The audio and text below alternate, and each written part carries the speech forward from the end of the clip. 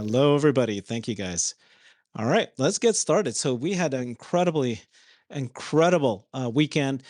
Tesla owner Silicon Valley held an X takeover event. We have John Stringer here, and it was epic. This event was not only well attended, it had just highly produced. Everything was perfect, and it's unbelievable that we had 1 hour with Franz von Holzhausen, who's the chief designer for Tesla, and we had an hour with Elon Musk himself as well, including an hour with Jared Isaacman.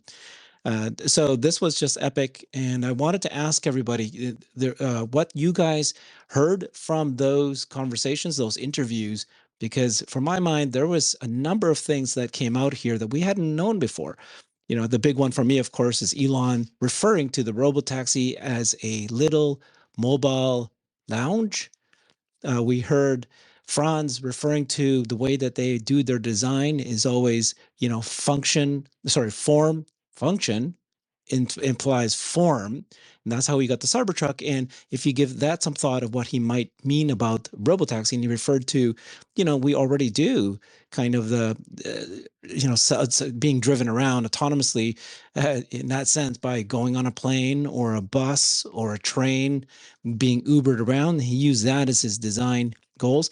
And then another one is Elon referring to the Tesla bot as something that you might be able to skin and be able to put your own wrap around it. These things are new information. So let's get started with you, John. You hosted this, you asked those questions. Was there anything that you heard back from both of those people that you did not, you were pretty impressed with and shocked a little bit that you heard that?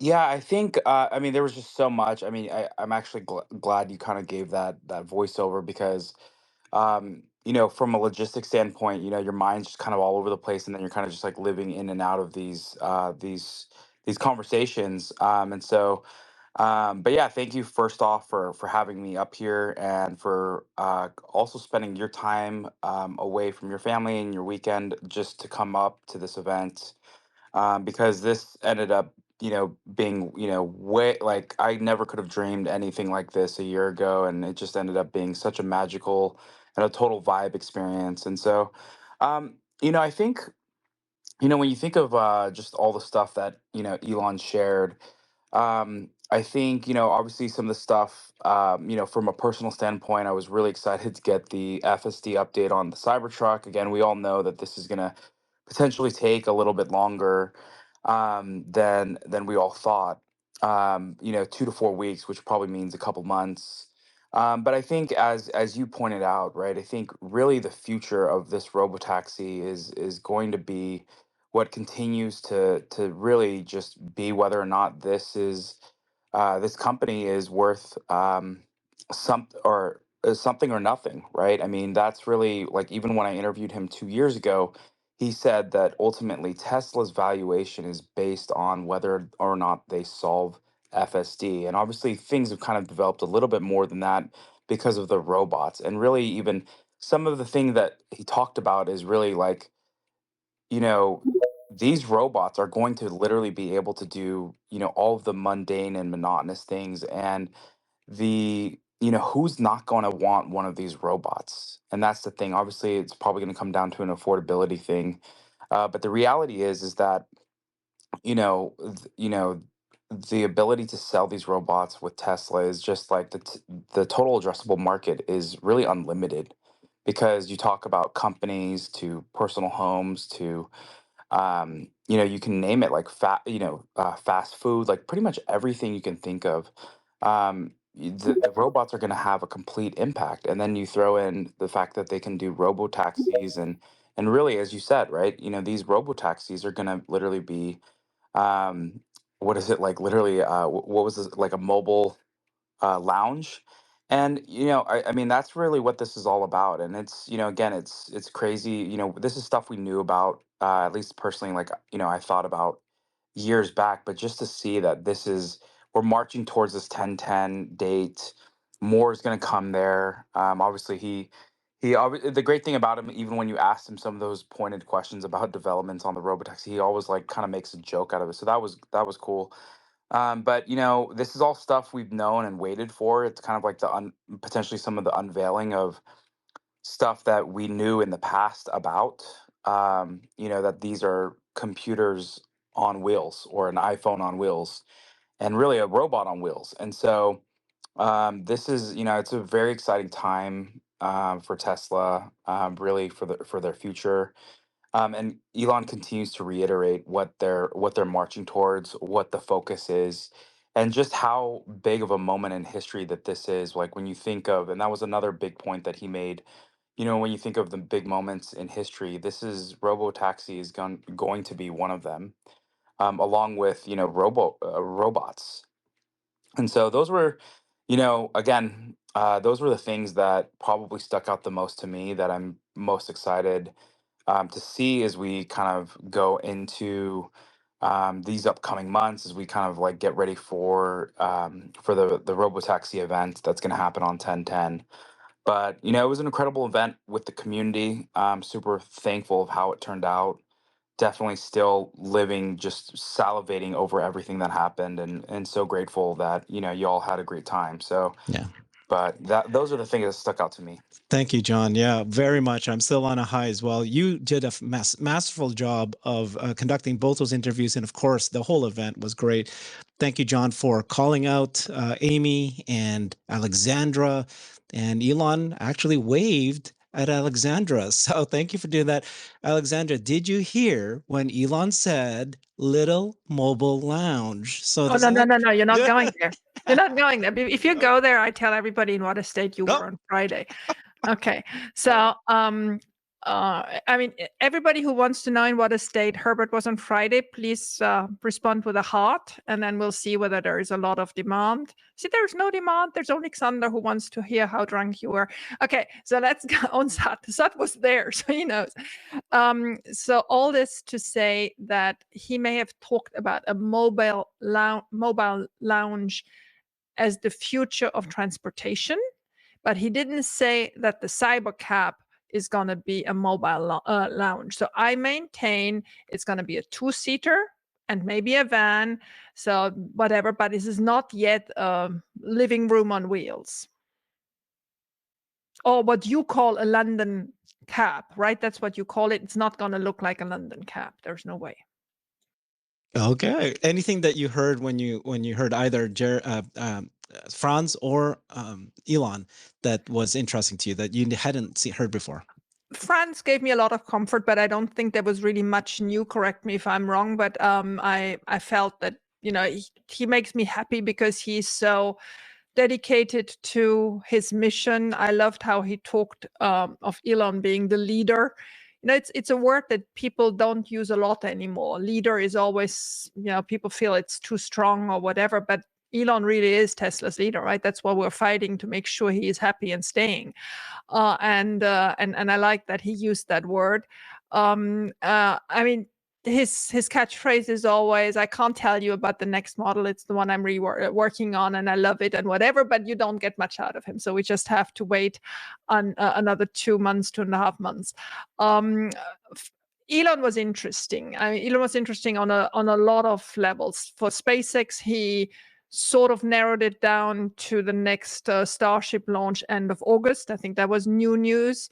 It was also interesting that he thinks August is going to be the wide release to hardware 3. He has since narrowed that down to maybe even first half of August. I know 2 weeks. So that may all come to fruition. It's incredible how so many things come together. I mean, Starship being called is an enormous milestone, and FSD being ready and all that is going to maybe happen in the same couple of short months. It's absolutely phenomenal. I loved his spirit. He was dancing, he was happy. I think John did an incredible job with the questions. I think you were very smart of starting with SpaceX, because that's his baby. There he really loosened up and gave us what we were waiting for. And then once he was in the mood, you hammered it through. more than an hour, which was supposed to be 15 minutes, and it just kept getting better and better, and the interaction was great. And thank you for the question, calling out Amy and me, John. That was very cute and very nice of you. So it was really very special moment. I think everybody that was there was very touched and felt this was sort of the best that the takeovers has yet produced. And then there've been lots of great stuff happening, but this was really the summum. And I don't know how you're going to top that next year. So there you go. You got a challenge, but it surely was something. Yeah, that's gonna be tough to. Thank you so much, John. Again, you did a great job. Elon was a little bit stressed a bit at the very beginning. He was serious, and then you asked him the SpaceX questions. He loosened up, and then you started having fun with him. So thank you for giving him a great day. And then, of course, the retail community, and we appreciated him. And you reminded him, and he reminded us that Tesla's retail community is one of the largest communities. We have a leader in our retail community. But let's be clear, Alexandra, I'm the leader of Cyberbulls. Okay. Yeah, you're the CEO. You're the CEO who doesn't wear the corporate T-shirt, despite the memo that you're giving out, and everybody having to adjust. I mean, I had to put on jeans. I wanted to show I lost weight. Now I had to put on these jeans where you see my bum, and then you come with that dress shirt, looking like an accountant. I mean, I can't believe. Oh, come on. Okay, but you are the queen. That's what we call the queen. Okay, I bow to you. We all bow to you. You make me the queen with the most ridiculous little childish thing that I had to wear. I mean, you gotta be kidding. It's the only thing I could buy at the Madonna Inn. It's like a kitschy place, and they have logistics. that. So. How about you next time you speak to a supply chain specialist, where to get a crown that's sort of. We'll get you a better one. No. Keep going. We'll right, Sander?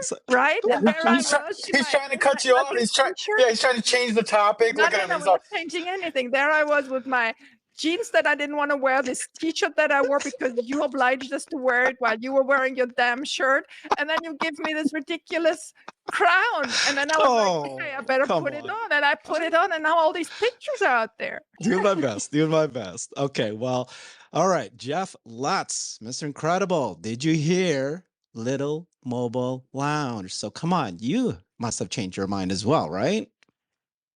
No. And I mean, we coordinated on the T-shirts prior. There was a message sent out. Stop it, guys. Move on. Thank you, Jeff. And you just show up, and it's like, oh, I'm going to look better than the rest of these three. Well, because I'm the CEO. He look better. He tried to look better. Okay, come on. Yeah. I look good. Come on. We caught you. Did Herbert get the memo before the event that he was coming? He wrote the memo. Oh my gosh. It was a setup, I'm telling you. It was a last-second decision, guys. Come on, let's move on. Move on. Herbert makes bad decisions, I see. Okay, let's move on. Well, yeah, we could talk a little bit more about Friday at some point, but speaking of no, it was, I mean, hats off to John and your team, Tesla owners in Silicon Valley. After hands off, because Herbert was a bit handsy. Okay, stop, guys. Yeah. And exactly. No, it was really HR. We're working on it. Don't worry, people. Yeah, I filed a complaint.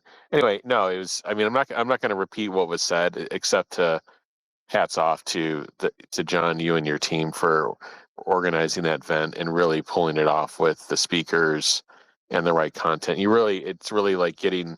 You can, the distance of that screen to the retail community. Like we could actually reach out and touch the speakers, and it felt like we were that close physically with the management and the leadership team, and that's what matters. And and they're upfront, and they can say what they can tell us what they can tell us. They're not going to tell us about product, even though you poked and prodded appropriately, but they can tell us what they can tell us. But that's a really good move on their part, to take care of and be responsive to retail shareholders. So I loved it. And, the Robotaxi, I think the Robotaxi is going to surprise all of us.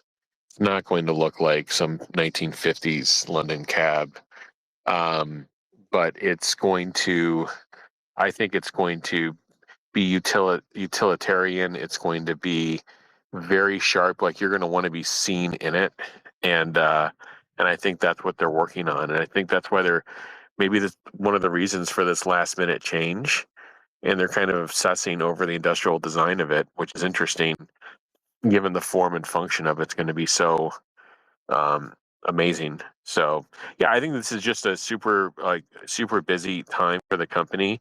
If I were to put myself inside of Tesla right now, they're T minus 8 or 9 weeks to this Robotaxi event. So they've got every component that they're working on, trying to prepare that for that event.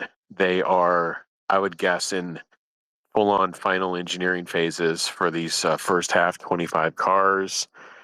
And I believe that is going to be a refreshed Model Y and maybe a smaller version of the 3 and the Y. We'll see.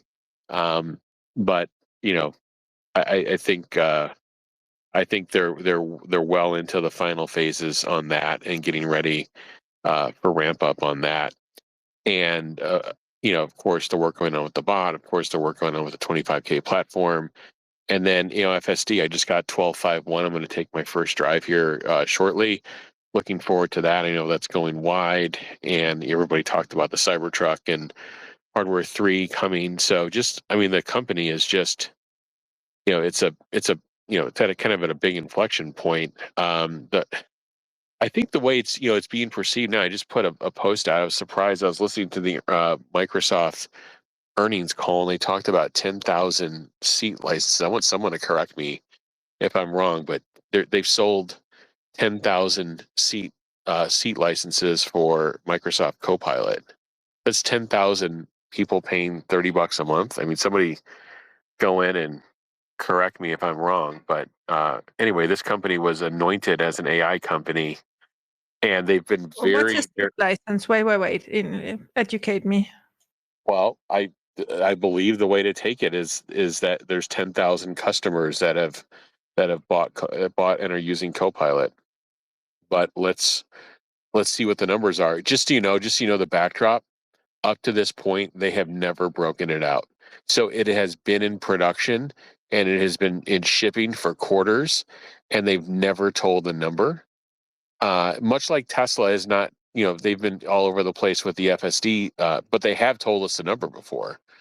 And Microsoft hasn't anyway. So I put the tweet out to see if somebody, someone corrects me, but it was reiterated a couple of times, and it was compared to other kind of seat license numbers. So anyway, if it was 10,000 in the quarter, that's still a bad number. If it's 10,000 total, that's a really bad number.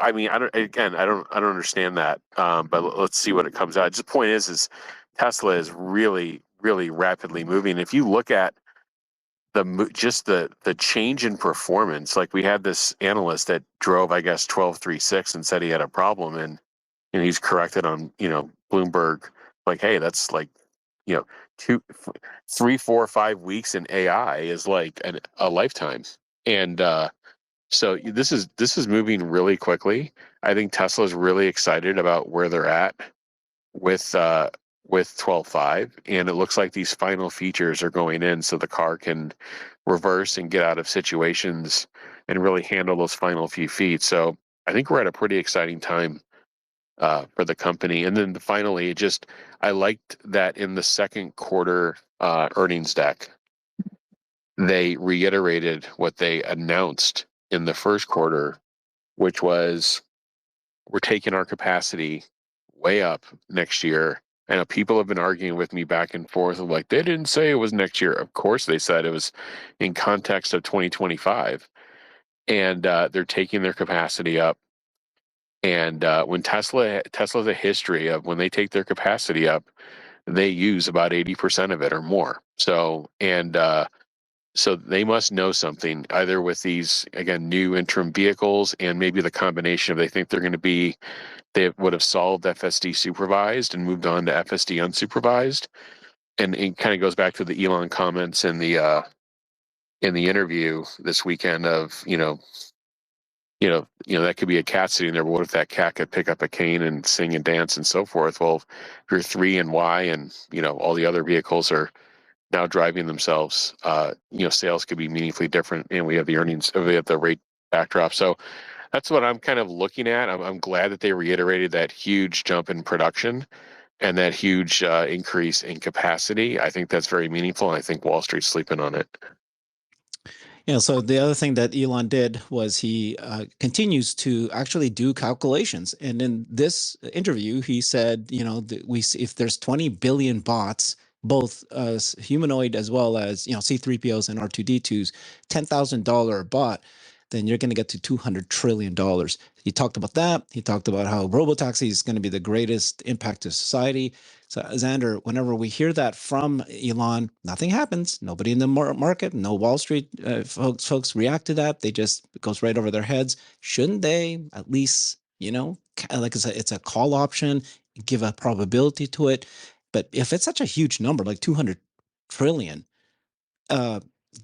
shouldn't you add just a little bit to stock price today? Is that the way that works? Wait a minute. I was preparing for the lounge question, and I get Okay. a different question. Yeah. What's going on over here? 200 I'm trillion. I go Gee. right to the expertise, dude, and that's your Well, thing, right? all Stock right, all right. price. Well, first of all, I want to thank John, Kelvin, and Joe, and my cyber bulls for letting me up on the stage, right, and making me feel like I belong. Next year, though, my name on the screen. All right, I'll forgive it this one. John, like your event brings people together from diverse backgrounds. I had a conversation for 16 hours. I was around the person for 16 hours. Scott was with me for a part of that. Sat was there, and like it's insane the lifelong relationships that are formed because of this, and how much sleep is sacrificed as a result. But never mind. My businesses need me. I'm over here, scheming, and I think that's how businesses get started, and how people can make some decisions about like life. It's incredible. It's so much more than just a little event, and I really want to applaud you for everything that you've been going through, and championing and pushing. And Franz and Elon showing up speaks volumes about what this community means to them. And and I want everyone to clap for John. So to answer your question, I think the 200 trillion is a very important one. I turned to Alexandra and Herbert and I said that I don't remember at which point I did or what was said, but I turned to them. I said that is a market mover, and it's really just a reaction. Like, will the market react in a certain way? Can it go right back down? Yeah. Monday it was up. To today it's back down. And you can see how an algorithm can react to a headline like, there's a recall, even though it's an over-the-air software update.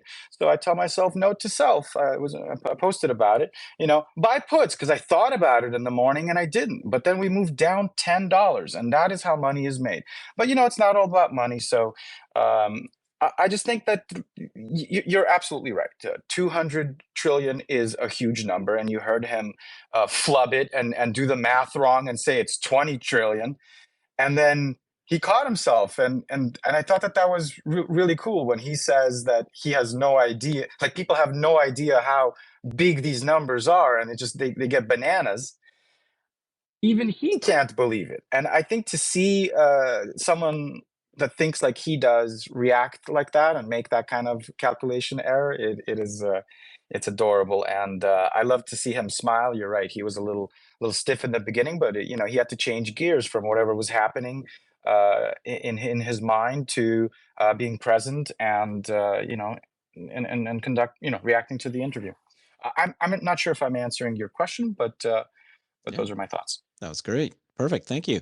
And then Scott, everything he said about the bot, from redesigning you have to go right to the arms to make it as human-like as possible, to control the fingers, that you can have different wraps to the humanoid bot. Pharrell, he said, wants to have his own version. Everybody's going to have their own version, and that he thinks everybody's going to want one, maybe even multiple. What else did he say that I missed?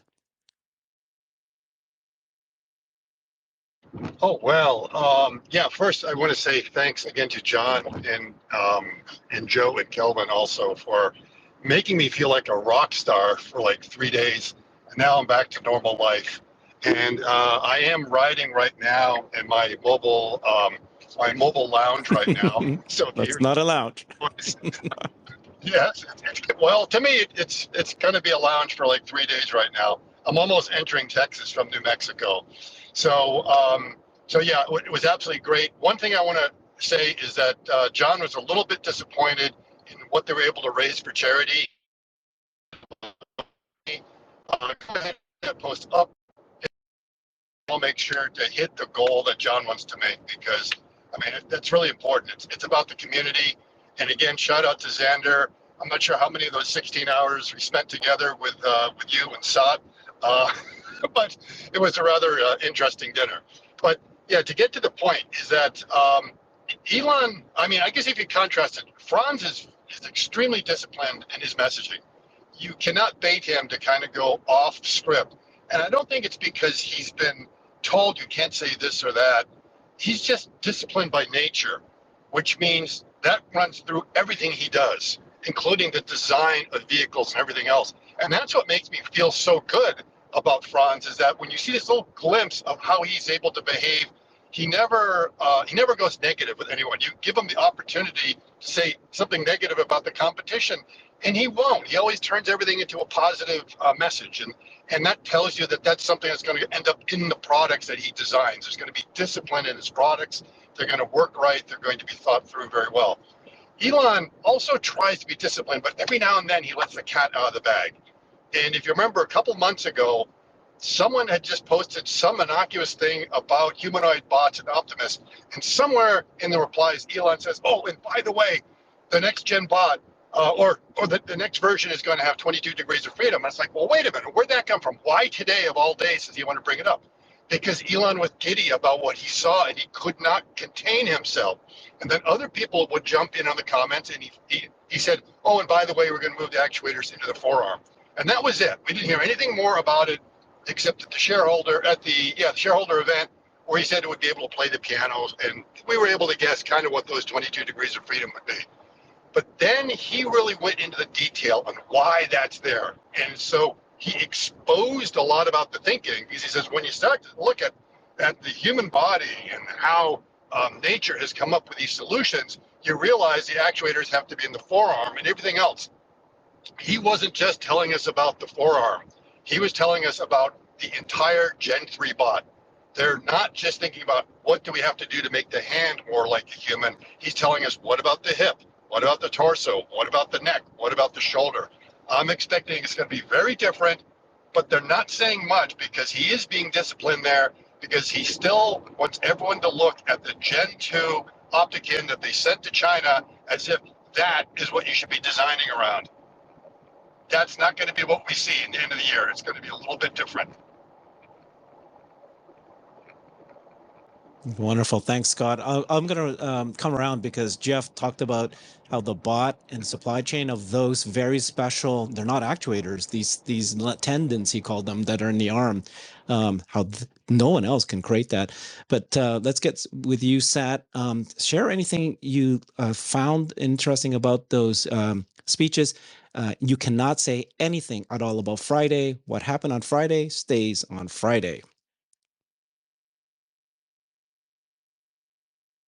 Oh, he doesn't want to talk. Okay. Sat, are you there? Yes. Okay. You got the rules, right? Go. Yeah, I just want to just thank John. I went last year, and I just feel like this year is like even more epic. So, and I can feel the vibe. It's a whole different vibe, like a whole different level. So, like, I really don't know how he's gonna do it for next year, but good luck to you guys.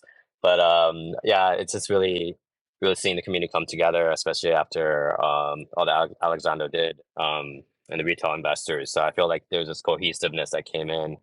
And even when you guys talking about the mobile lounge, it's kind of like I feel like I'm in deja vu, so to speak, because whenever Elon talks, like things happen like a few years prior to whatever he's saying, like meaning like he's predicting the future.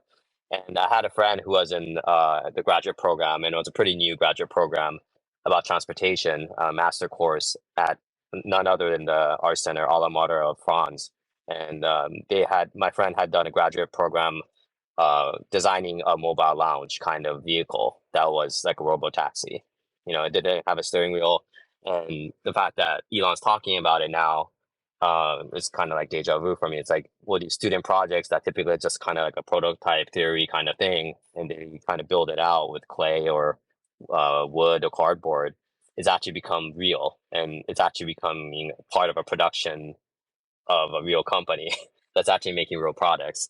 So I feel like when Elon's saying these tidbits, I also feel like we're coming from like sci-fi movies to these theoretical student projects that's actually becoming real, and that people can actually have a dream and then work on projects and actually go to a company and actually work there, and they're recruiting people for that, right? And it's going to be something like forefront of technology, and I think that's what makes Tesla exciting, and people want to work there. And that that change it's happening is like we can see it, but I'm always trying to see if other people will see it, because Elon said even Model Y, when it first went into production, he's like he thinks it's going to be the best selling vehicle globally, and 3 4 years later it became true. So there's a lot of those kind of predictions that he's done, or the major ones that counted the most, that he's pretty spot on. Maybe not the timing, but so I feel like this event, whatever he's gonna show us on 1010, is gonna be something of the future. But I think it's gonna be a lot closer. It's gonna be in the present rather than the future now. Just like he's bringing the Cybertruck, and I saw the Cybertruck in Japan. I had friends in Europe. It's a whole different level. So like when I'm seeing that's happening in Tesla and that's being executed and that's going to be planned. And the biggest takeaway I had from all the interviews, one thing I can say is that they didn't reveal anything per se, but they're basically admitting to working on them. So they're working on multiple projects. Elon said Roadster's going to come sometime next year. So I know they're working on it, and I'm just glad they're growing into a company that's doing multiple projects and doing at different speeds, but working on all of those at once. And I feel like that's maturing. I see the maturing of a really big corporation, but still have a kind of startup mentality. So I had a lot of fun listening to those interviews. Okay, so Jeff, when we talked on Monday, you shared something that kind of made me realize something I hadn't heard before, which is when Elon talks about how a lot of the parts, almost every part of a bot has not been done before. There's no off-the-shelf actuator. They had to create it themselves. And then now that they're talking about these ligaments, which are not actuators, that control the muscles of the fingers and the hands, as he was describing it, somebody has to make that, and that's never been done before. And then how could another bot company even copy Tesla? That's what you were saying. And they have a tremendous lead because they have all the skills required. I just wanted to have that conversation with Scott here as well. Yeah, I mean, there's a supply chain that needs to be created for things that have never been done before. In the industry, we call that new, unique, and different or difficult. There's whole supply chains, there's whole teams of people that are put on parts that have never been made before, and then you have to figure out how to make them. You have to form partnerships, you have to develop the process technology, you've got to do material science, you've got to do lots of planning and to do it. And this is how stuff is made, especially stuff that's never been made before. If it's been made before, then there's an existing supply base, and that time to achieve your goal and get into production is that much shorter. But when you've got to create something that has never existed before and there's a high level of difficulty, what that does is that trims the field out pretty quickly in the beginning. Not forever, but certainly in the beginning. And so there's a bot supply chain that has to be created. And I think it's more than just creating the supply chain. The scale that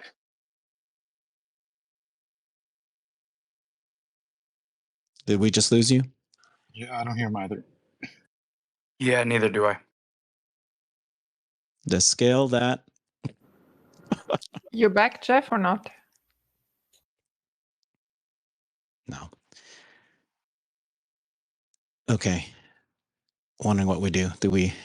Is it going to be back, or do we change the topic? It's like when the power goes out, Herbert. You just gotta just yell and get through it. You want me to yell right now? No, just move on. Go on. Okay. Well, Scott, why don't you? Did you hear what Jeff was talking about? That the ligaments. There he is. Okay, And Jeff. it's not that you can just go out there Jeff, and find these parts, order them, assemble them, and then you just got to solve the AI portion of it. They've got to do everything. They've got to create a supply chain that's never existed, that doesn't exist. So therein lies the difficulty. I don't know if the other bot companies. I don't know of one that has that capability. And he's gone. Oh, we keep losing you. Okay, go ahead, Scott. Okay, I just left the land of enchantment and entered the Lone Star State. I was afraid it was me rugging, but I guess it was Jeff. Well, yeah, as far as the ligaments go, or the tendons, Tesla is already making those because they're in the current version of Optimus. So that's how the fingers are actuated. It's just that they're now going to be moving those actuators out of the palm back into the forearm. But my suspicion is it's pretty crowded already in that forearm. With the other actuators they need for the wrist.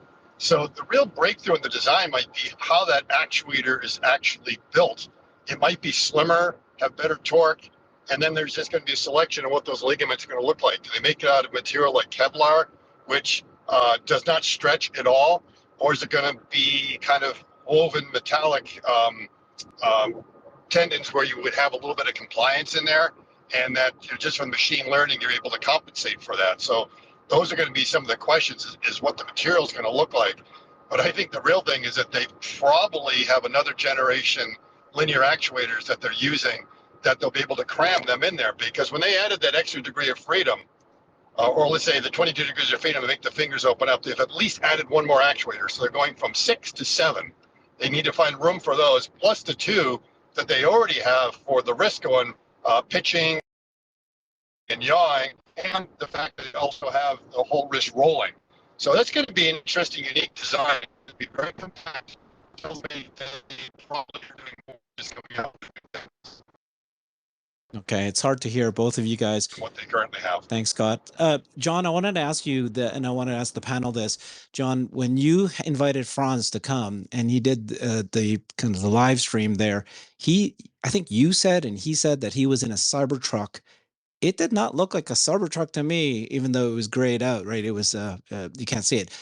Some of my viewers thought that he might have actually been in the Robotaxi, but of course that's No. unlikely. It was a Cybertruck. Well, John. just remember. Yeah. Yeah, can you hear me? Yeah, John, is it a Cybertruck? Yeah. Yeah, because the thing is just remember he had personal things that happened this weekend where he couldn't be there. I mean, he literally had the dog in the back of the car, is what he said, right? So it definitely was not the Robotaxi. And I know he had, family obligations and personal reasons or things that like that happened this weekend.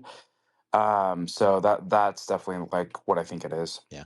And the reason both he and Elon took their time to do is because of the retail community, how it was important, and they recognized it was important. So they really felt they needed to show up, and they did. So, Alexandra, what's your thoughts? Yeah, I said that already. Why are you repeating?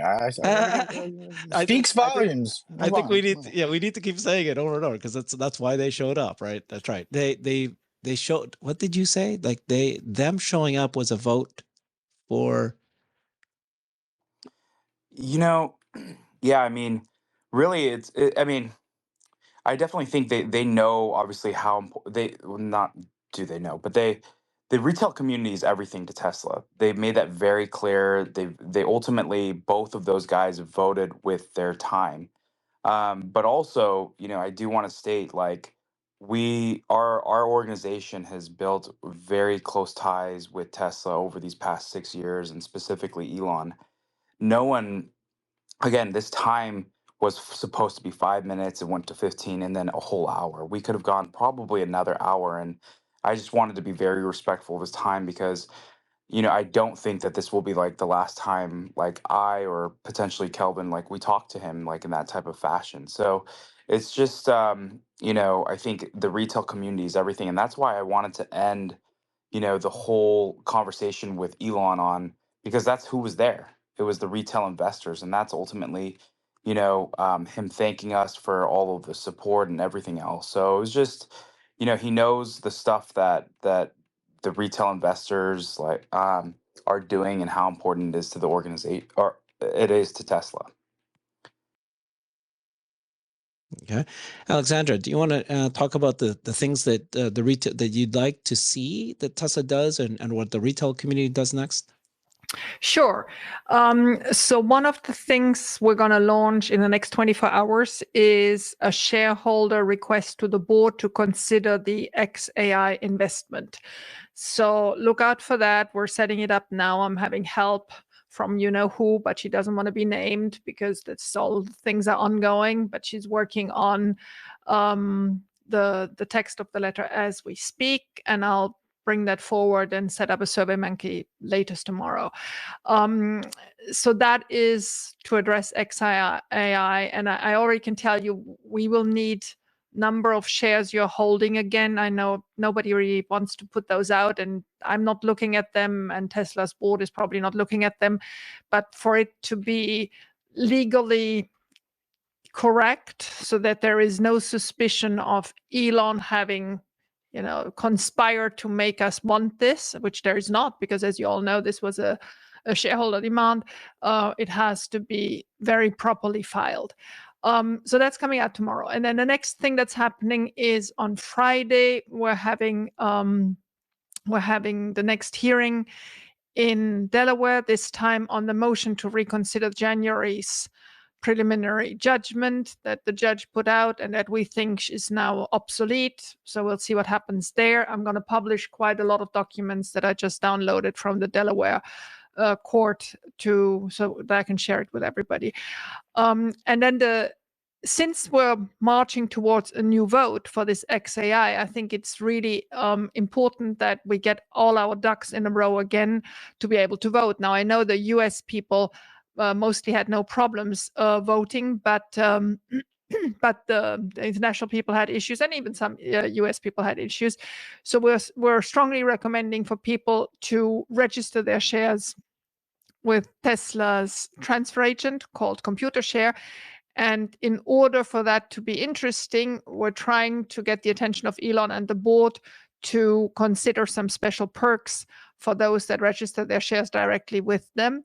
For example, in Europe, L'Oreal is having an increased dividend. I mean, I know we're not speaking about dividends for Tesla, but that's a perk they're giving out.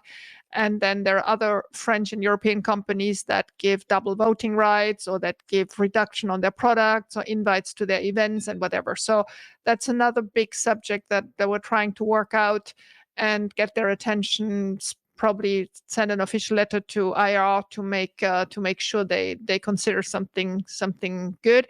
And I just want to make sure that everybody understands that we may have a second shareholder vote this year if this XAI idea takes off. Could be as early as end of October, but 3 months, maybe 4 months.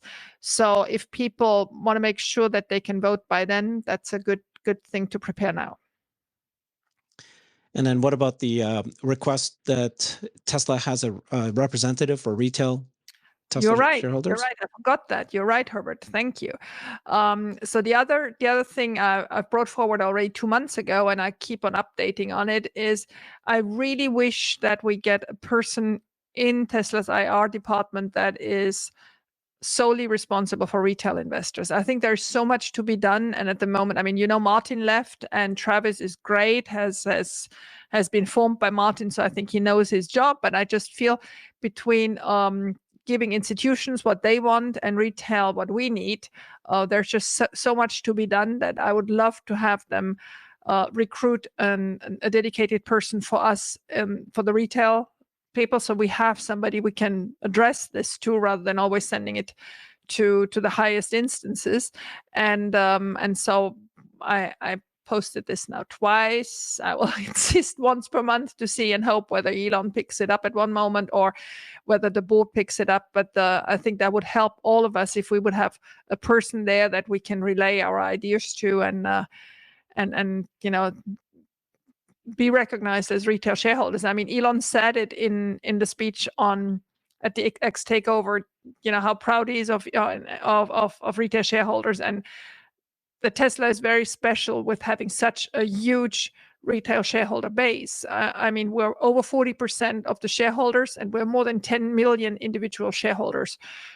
Nobody even comes close. I mean, not even close. So, given all that, we really should be able to have a more direct link to somebody at IR and bring our ideas forward. It's not about me. It's really about all of us. Yeah, and one of the things we're very fortunate it's happening is Alexandra was actually invited to appear on Yahoo Finance. So, there's somebody out there. Sawyer had appeared before. We want to see more of that. People that are representing Tesla's retail shareholder. And the other big thing that's been happening, especially this week, was Jeff found some information on the Tesla shareholder deck that few talked about. And then he was able to communicate with some both institutional investors, the Wall Street folks, as well as people that going to go on TV, and he corrected them and he made them share that. So really good, really impactful reasons why we do this. So this thing that Jeff was talking about, he mentioned it a little bit earlier, but it's actually a really important thing. A few of us realize this, but on the deck it said there that Tesla's saying that they expect to utilize their current expected maximum capacity of close to 3 million vehicles, enabling more than 50% growth over 2023 production before investing in new manufacturing lines. Our purpose-built Robotaxi product will continue to pursue a revolutionary unboxed manufacturing strategy. So this basically says they're going to increase their production of cars 50% growth from 2023, which is the same as what we expect to happen in 2024. Jeff, you've already explained this a few times, and I know you're right, but why can't this also include some Robotaxi for 2025? How many Robotaxis might there be? I mean, they're delineating it. They're going to install the capacity, at least part of it, at the back half of 2025. They don't know how much, and they don't know how much they're going to do in production yet. I'm sure they've got an idea for the long range supply base. They've got to start giving them CapEx projections. But in short, it was a projection on capacity and production minus Robotaxi, and then they're going to add that CapEx in over the following year, and they'll add that based on how well the development of the program is going. If it's not going well, then they won't install all of it. If it's going super well, then they may install more. So I think they've got to get through development to have some confidence in it. But what I've been struck is just there's a lot of people that, and it's okay. It's just just ask if you don't know, but don't understand the difference between production and capacity, and then or even how to calculate utilization and how important it is to actually know those things. You heard Elon talking about Robotaxis in terms of utilization of the vehicle and what it means to the actual margin story for Robotaxis. It's kind of ingrained in everything Tesla does. Everything that they go after scale, and they go after high utilization. And if you have both, you have peak capital efficiency and you have the lowest cost to make that product, and that puts that product in the best position to actually scale. Right now, if you look at the competition, they can't put themselves in a position to scale because they didn't get those unit economics right, and they don't have that production and capacity utilization picture squared away, and so they're at a huge cost disadvantage. Okay, well, you didn't answer the question. I'm just kidding. Please tell me, how many Robotaxis are you expecting in 2025? I haven't thought about that. I don't know. That's the answer. No, boo. All right. But so it's design locked, right? So you told me that if they show off the actual No, it's design, design. well, if they show up the design, I'm not don't want to interrupt you. You're the expert, but I'm just repeating what you told me. If they show off a design in October, then typically they have a year when they'll actually then start designing, building it. Correct? In start of production, yeah. I mean, and that could vary depending on how mature the industrial design is and how complex the product is. But yeah, that's the rough thing. That's why I think they'll be in production in the second half. But the modules, the modules that are not form factor specific per se, like the electric motors, and I think those are the things that they're pulling forward into these first half vehicles. You know, those I think have been design locked already, and those suppliers are already starting, you know, their preliminary production to feed Tesla, I believe. Um, so yeah, that's yeah, it's about a year, and yeah, this should be when they show the vehicle, you know, it should hopefully be at, you know, design lock. But let's hear, you know, Tesla sometimes actually tells you. They sometimes actually say like, hey, they did on the Cybertruck. They did it in the summer of 2022. They said it. And Cybertruck is a very difficult product. That's why it took them about 16 months or so to get into production. And then, do you have thoughts on how many Tesla bots you're expecting? Did anything change based on what you heard in the interviews? No, I think that what they've done is something in the industry we call basically like snapping a line, and they basically said like, you know, we'll call this production, but it's really only internal production. So one Tesla department is going to buy from another Tesla department. They are going to have to ship, you know, but yeah, I think they'll build a couple thousand basically, and you know, they committed to about 1,000 in the factory. I'm sure they'll build, you know, a couple thousand of them for sure, to do all of their testing. Remember, there's a bunch of stuff that they have to do to these bots that are destructive, and there's destructive testing.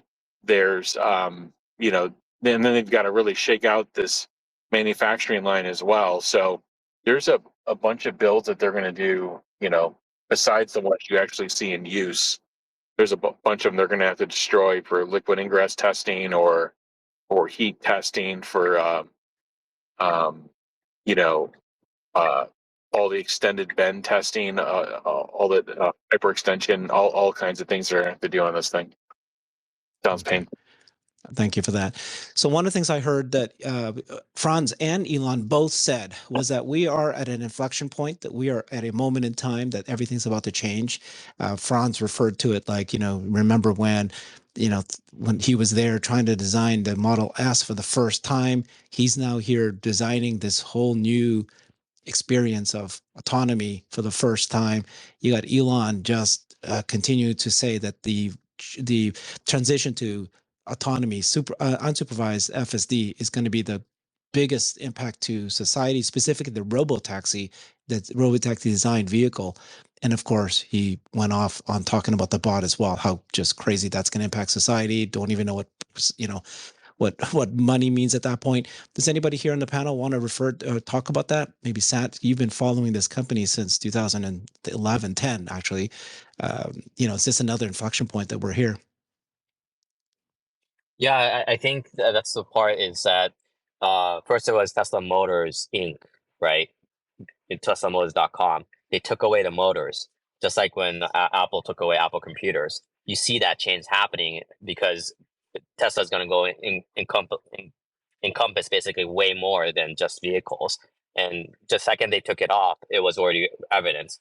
And Elon had reiterated even when it was involving production of Model S, that Tesla is a hardcore technology company, and nobody took him seriously.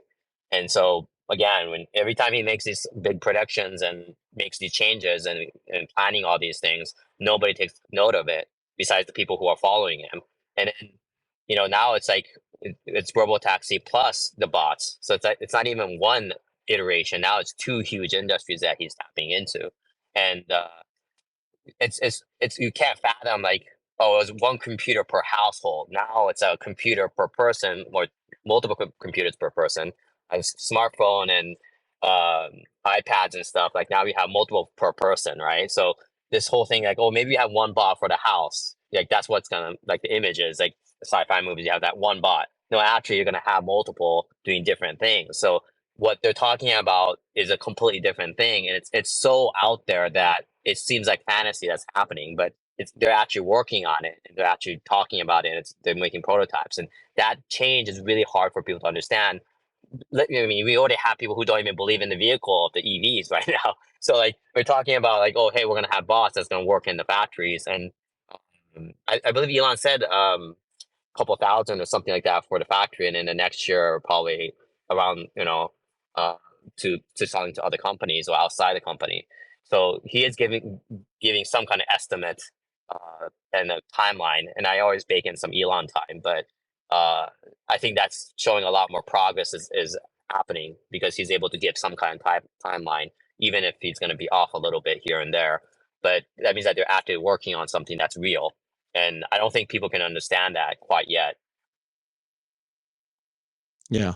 The thing about this is like people think this is going to be, big change, but that we don't know if it's going to happen. But they've been working on the Robotaxi since 2018, and they've been working on, now the bot is now not only the third iteration, hardware iteration, it's now going to be the version 1 next year and then version 2 the following year.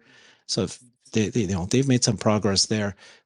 You guys, anybody want to refer to? So he also went over, like, he also referred to Kathy Wood's ARC report because they tend to be the most accurate, like projecting long term. And with the bot market, the possible bot market alone, I feel like Kathy Wood's number is conservative. If you start looking that into the future and the valuation of what Tesla is going to become, that seems conservative. So even him referring to like Kathy Wood stuff, and then Kathy Wood was laughed off, literally laughed off when she said, "Oh, it's going to be $3,000 per, pre-split of Tesla stock," which it did hit, right? And now they're predicting even more from this point on, being in the thousands, and people don't think it's you think it's a number like shooting darts out there. In reality, it's probably going to be conservative. Even with Elon's numbers talking about the size of 200 trillion market of a bot, like the stock that they're predicting in the long term is even very conservative. Alexandra, can you comment on that? Like, why is Elon continuing to repeat? I think that Kathy Wood's ARK Invest has the closest. Why does a CEO refer to this group and saying that this is the right thing? Have you ever seen that before? The only ones that were so correct, right, in the past. So that is one thing. I've been highly critical of ARK's fund management because I think their stock picking, apart from Tesla, is subpar. But they saw the potential of FSD. They did multiple years of studies on the Robotaxi model, and in my view, are one of the very few who has it. The other clear distinction with some other players like Morgan Stanley or some others is that Elon has no interest in ARK. So he can freely recommend them. If he would walk around and recommend certain analysts with whom Tesla has professional dealings, or he personally has professional dealings, that would not be clean, right? With ARK, while they have a very clear friendship, and Kathy Wood has always been supportive in good and bad times, no doubt about it, to Elon and to Tesla, and benefited herself. I think she also built solidly her reputation on her good calls on Tesla. And she has been also one of the ones that joined the lawyers and the legal actions against the fee requests from those plaintiffs' attorneys. So I mean, she has really done what she could as an investor to support both Tesla and Elon, but they don't have. There's no conflict of interest from Elon's side towards ARK. They have invested in XAI, they've invested in SpaceX, they've invested in Tesla, of course, but it's not something where there are other links that could, raise eyebrows or whatever. So I think she just has the benefit of the doubt and has delivered consistently support and very good research on Tesla. So she deserves it. There's no doubt about it. I just want to add, so I wear the golden goose on my chest, and it used to be a car. So I've followed ARC's research, and that is precisely what made me understand Tesla and the potential of what was coming. So that golden case scenario in 2019 was like, I think 15,000 for the stock pre-split, or maybe it was 22. It was 22,000. So, and then of course they didn't, and that's a 5-year research time horizon that they predict, and they didn't nail it exactly. But if you look under the hood and you realize that they said if this happens, then the valuation will be such. So people are very dismissive and like don't want to realize that they're playing the probabilities. So if a Tesla becomes a fully fledged robotaxi maker with a network, then only then can their valuation reach these levels. And Elon is pointing to that they're the only ones that are speaking the language of what can be if we execute. And I think that that's the important part, is execution. And some people don't want to cut ARC slack on their policies, and like I stopped reading what Kathy's doing. I just don't care. But the because my mind's made up. But the educational piece, I think, is so important. Take a read. If you're hating on a certain part, read the other side's research. And I think that's been so powerful for my lens of what's happening with robotaxis. Is actually looking at the counter argument, not just echo chambering. I've created a website that is the most comprehensive resource for the Tesla investor. Please check it out. Simply go to my website at herbertong.com.